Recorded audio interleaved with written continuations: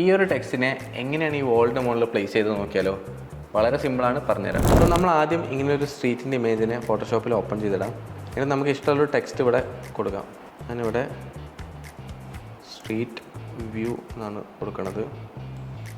ടെക്സ്റ്റിൻ്റെ size കുറച്ച് കൂട്ടാം. അതിനുശേഷം നമ്മൾ ടെക്സ്റ്റ് ലെയറിൽ പോയിട്ട് റൈറ്റ് ക്ലിക്ക് ചെയ്യുക. എന്നിട്ട് സെലക്ട് പിക്സൽസ് എന്ന് കൊടുക്കാം. അപ്പോൾ ഇങ്ങനെ ടെക്സ്റ്റിൻ്റെ മുകളിൽ സെലക്ഷൻ കാണാം. കൺട്രോൾ സി അടിക്കുക, കോപ്പി ചെയ്യുക, ദെൻ കൺട്രോൾ ടി അടിച്ചിട്ട് ആ സെലക്ഷൻ ഒഴിവാക്കാം. വീണ്ടും നമ്മൾ ടെക്സ്റ്റ് ലെയറിൽ പോയിട്ട് ടെക്സ്റ്റ് ലെയറിനെ ഹൈഡ് ചെയ്യാം. ദെൻ ഒരു ന്യൂ ലെയർ ഓപ്പൺ ചെയ്യാം.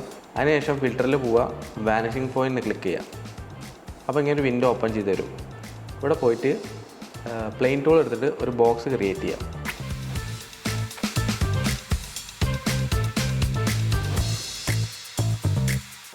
ദെൻ അതിന് ശേഷം നമ്മൾ കോപ്പി ചെയ്ത ടെക്സ്റ്റിനെ ഇവിടെ പേസ്റ്റ് ചെയ്യാം.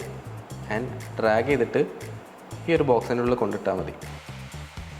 സോ നമുക്ക് ഇങ്ങനൊരു എഫക്റ്റ് കിട്ടും.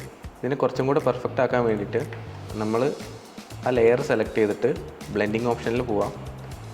ആൻഡ് ബ്ലെൻഡിങ് ഓപ്ഷനിലെ ഏറ്റവും അടിയിൽ അണ്ടർലൈൻ ലെയേഴ്സ് നിങ്ങൾക്ക് കാണാം.